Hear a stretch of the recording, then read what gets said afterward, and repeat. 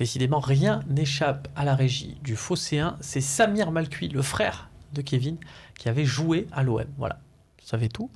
C'est donc une question de fratrie. Messieurs, on parle de Porto. On parle beaucoup de Porto ces derniers jours, d'émissaires olympiens présents à Porto. C'est la presse portugaise, Record, Abola qui se relaie pour relayer ces rumeurs jour après jour. D'émissaires olympiens qui regardent Porto. Porto qui a la lutte avec Benfica, qui s'est bien repris pour le titre en Ligue portugaise, qui sera donc probablement qualifié pour la prochaine Ligue des Champions, mais qui a de grosses échéances bancaires et qui donc souhaite se séparer de certains joueurs. Est-ce que l'OM pourrait à ce moment-là sauter sur l'occasion et recruter des joueurs et avoir finalement une petite fenêtre, un angle de tir pour recruter au bon prix au mercato, un peu comme cette opportunité qui s'était présentée avec Dimitri Payet qui voulait quitter West Ham et qui a pu signer à l'OM pour 30 millions d'euros. Forcément, à Porto, on parle de 2 joueurs.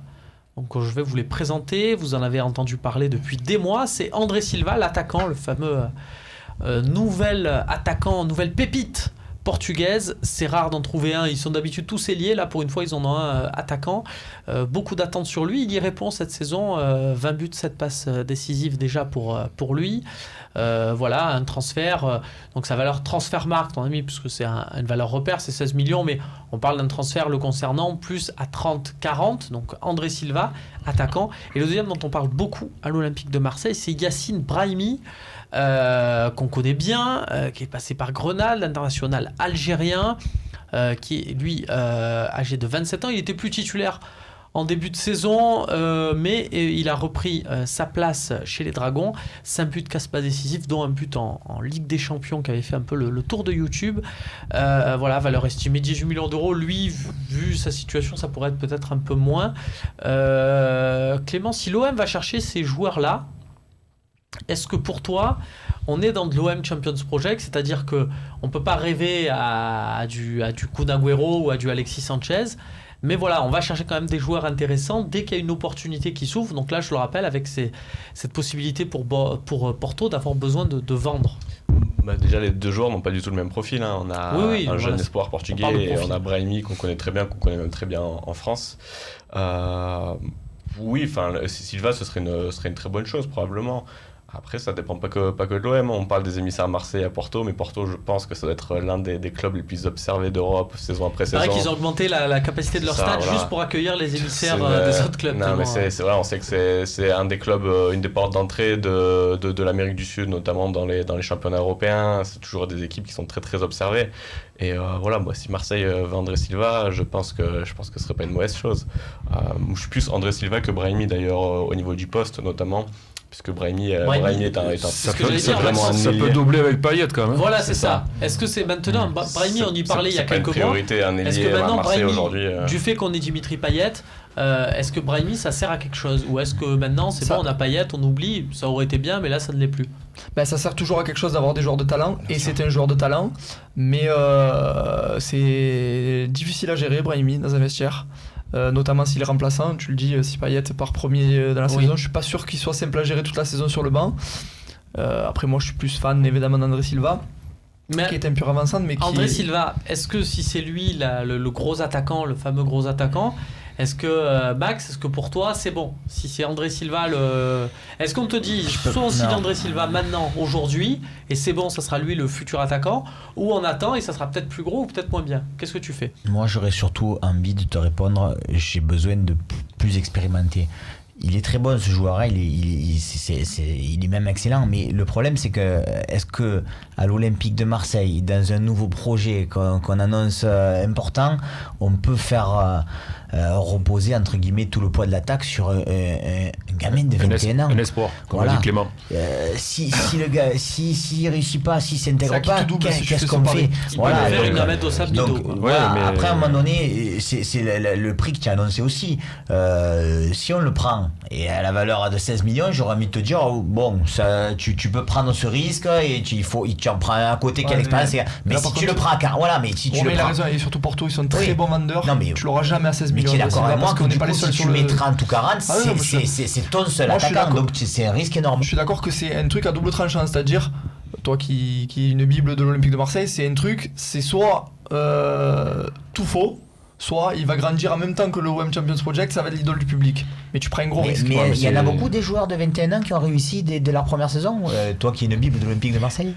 C'est un peu la roulette du casino là. Donc si tu me parles de Champions Project, je sais pas si ça correspond au cahier des charges. Non mais au cahier des charges, je sais pas si tu peux mettre des noms comme ça, même si ça enlève rien à la qualité du joueur. Des joueurs de 21 ans, Max, tu en as recruté 4 en même temps. Je te rappelle, à l'été 2013, Thauvin, Mendy, Mboula, et les Lemina, tu as vu ce que ça a donné. Alors première saison n'était pas flambante, tout à fait. Et tu vois, et on parlait de Thauvin tout à l'heure, tu vois qu'il avait besoin de plus de maturité. Un club comme l'Olympique de Marseille, à mon sens, ne peut pas se permettre de mettre son pari sur un joueur de 21 ans. Surtout des postes comme ça. Alors, on va rester sur Porto. Je me doutais de ces avis-là, donc je suis allé chercher un peu dans l'effectif s'il y a d'autres joueurs de Porto qui pourraient. Porto, c'est le supermarché de l'OM, c'est ça. C'est ce qu'on se dit. Si Porto devient le supermarché de l'OM, qu'est-ce qu'on prend? Dans quel rayon on va en priorité? Donc je suis allé regarder au milieu de terrain. Il y a Danilo Pereira, international portugais, qui est milieu défensif vraiment sentinelle. Ouais. Il y a Hector Herrera qui lui joue un peu plus relayeur, le chouchou de mon meilleur ami que j'embrasse. Et un joueur passé par pas mal de clubs, je crois, au Mexique avant d'arriver. C'est vraiment ce que tu disais, c'est-à-dire la porte d'entrée. Mais c'est un très beau joueur, Hector Herrera. C'est un super joueur. De l'Amérique du Sud et donc du coup de l'Amérique centrale. Ivan Marcano, défenseur espagnol. Donc lui, c'est le seul de la liste qui est pas international, parce que forcément, qui a pas mal bourlingué, qui est passé par la Russie. Également, mais un gros défenseur de devoir. Et puis Jesus Corona, qui lui joue ailier droit, pareil, mexicain, international depuis déjà plusieurs années. Donc là, Max, on n'est plus sur le profil que tu recherches, avoir des joueurs qui ont quand même un peu les épaules pour réussir à l'Olympique de Marseille. C'est ce que j'ai regardé. Est-ce que vous en avez déjà entendu parler? Est-ce qu'il y en a qui vous intéressent là-dedans? Ouais, moi, Herrera, pour moi, c'est un gros talent. Et y en a Est-ce qu'on en a besoin à l'Olympique de Marseille? Pas sûr, c'est ça. Et il y en a un, tu vas pouvoir me répondre, c'est Oliver Torres. Moi, je suis fan de ce joueur. Il est prêté par l'Atlético ou il a été vendu définitivement? Alors voilà, je crois qu'il est prêté par l'Atlético, voilà. C'est pour ça que je ne l'ai pas mis dans la liste. Bon, pour moi, c'est lui un des plus intéressants avec André Silva, c'est Oliver Torres au milieu que je trouve un talent énorme. Après, je pense que dans ce dossier, les dirigeants marseillais, l'entraîneur marseillais, quand tu fais un recrutement un peu structuré, quel que soit ton niveau, tu parles de profil avant de parler de nom, et tu parles de zone de terrain où tu as des priorités avant de parler de prix. Bien sûr.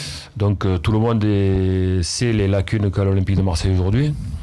Donc avant de parler de nom, il faut dire, bon voilà, on a ciblé à mon avis un axe central fort. Je peux imaginer, on a ciblé, je pense, un gardien de but d'un étage supérieur, malgré que Pelé fasse quelques matchs corrects. Et on a ciblé probablement un attaquant de niveau européen. Bon, j'ai pas l'impression de trop me tromper quand je dis ça. Donc après, quand tu parles de profil, tu parles de poste, après tu mets des noms, et en fonction des noms, tu mets du prix. C'est comme ça la logique. Donc aujourd'hui, ça m'étonnerait fort que l'Olympique de Marseille, malgré toute la qualité de Porto dans son club formateur, attrape 3 ou 4 joueurs à Porto. Je pense qu'il faut d'abord se focaliser sur le secteur défensif, qui est malgré tout le socle de toute équipe de foot. Et c'est pas trop à Porto que tu vas chercher. Voilà, mais une fois que ton socle sera ton gardien de but et ton axe central, à mon avis, et même si je pense que sur le côté gauche, au niveau du latéral gauche, il faudrait peut-être aussi envisager quelque chose d'important. Mais une fois que tu auras accès ton socle et que ta base sera costaud, tu vas avancer dans les zones de terrain et tu vas, à mon avis, focaliser, comme tout le monde est d'accord, sur un attaquant, pas un espoir, mais quelqu'un de très confirmé. Et tout ça, ça a un coût. Hein. Pour rappel, le gardien du FC Porto, on le connaît, c'est Iker Casillas. Pas vraiment là dans le profil recherché. Non mais bon, apparemment j'ai écouté avec attention le président marseillais hier sur une émission d'une chaîne cryptée qui a quasiment dit ouvertement que c'était Mandanda. Donc bon, ça sent un secret de polichinelle pour le retour de Mandanda, ce qui serait quand même, je pense, une bonne chose pour l'Olympique de Marseille. Bernard, tu parles de l'intervention de Jacques-Henri Hérault au Canal Football Club. Ben, ça tombe bien, on va en parler. Mais pour un autre sujet, et dans la prochaine partie, ça concerne l'équipe d'Antier.